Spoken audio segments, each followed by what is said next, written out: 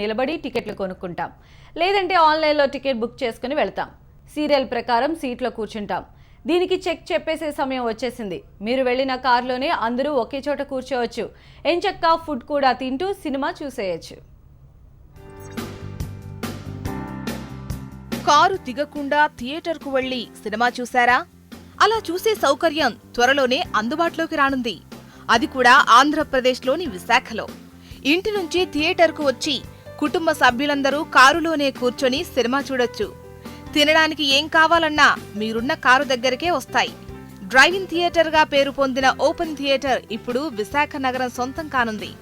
విశాఖలో జరిగిన అంతర్జాతీయ భాగస్వామ్య సదస్సులో కుదిరిన ఒప్పందాల్లో పూర్తయిన తొలి ప్రాజెక్టు ఇదే.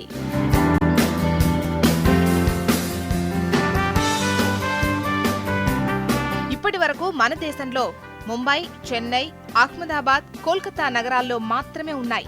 విదేశీ పరిజ్ఞానంతో విమానాశ్రయానికి సమీపంలో ఎస్టీబీఎల్ సినీ వరల్డ్ ఈ ఓపెన్ థియేటర్ను నిర్మిస్తోంది.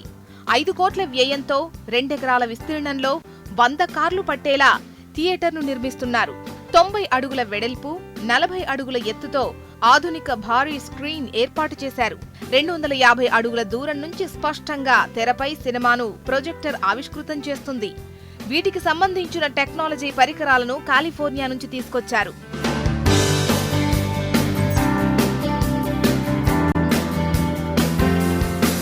ఈ భారీ తెరపై ప్రతిరోజు 2 షోలు ప్రదర్శితమవుతాయి. తెరపై బొమ్మ మాత్రమే కనిపిస్తుంది. మాటలు పాటలు కారులోనే FM ద్వారా వినిపిస్తాయి.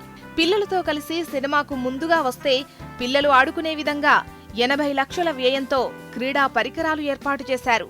220 సీట్లతో కంటైనర్ థియేటర్, 324 సీట్లతో సాధారణ థియేటర్తో పాటు రెస్టారెంట్ కూడా నిర్మిస్తున్నారు.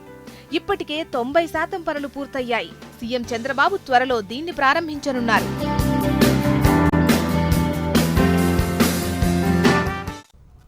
జమ్మూ కాశ్మీర్లో ఉప ఎన్నికల కౌంటింగ్ సెంటర్ దగ్గర ఉద్రిక్తత నెలకొంది.